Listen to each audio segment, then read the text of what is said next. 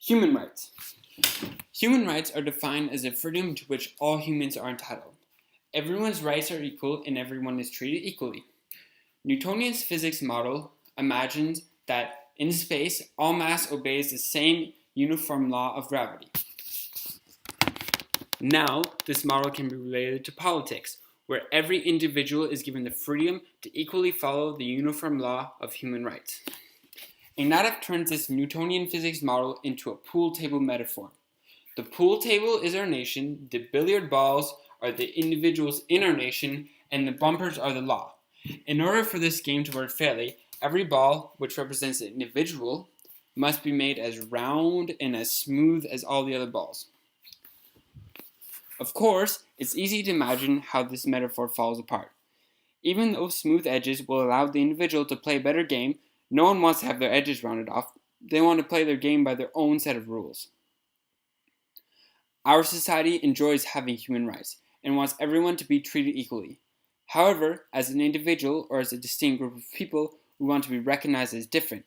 No one wants to have the same treatment as everybody else. They want to have their own treatment. An example of this would be the Quebecois. To be treated equally, all citizens must be the same. This made it really hard for the Quebecois, who are a French majority in their province, to feel at home in the English majority of Canada. They fought for recognition, to be a distinct society. They wanted the right to be different. So with all this said, the pool table metaphor fits well to describe the equality within each individual. However, Ignatieff also uses a patchwork quilt metaphor. Our nation has many different groups of people that have and want to be recognized for their different group identities. The patchwork quilt resembles all the different groups living together as equals.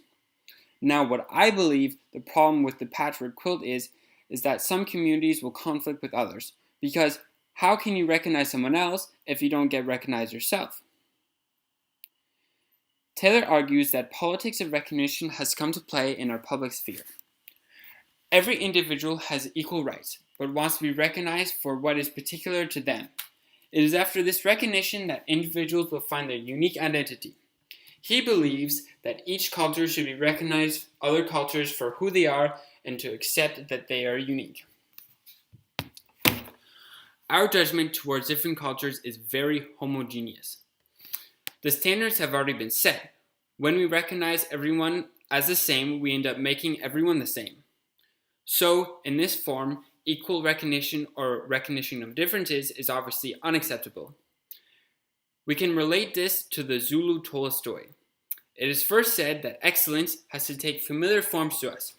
So, it needs to be something that we have potentially already experienced.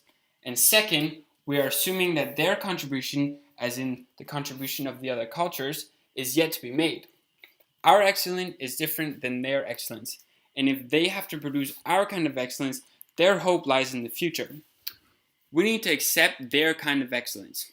We need to embrace and recognize all of the different cultures, but in a way where we understand that their differences are good.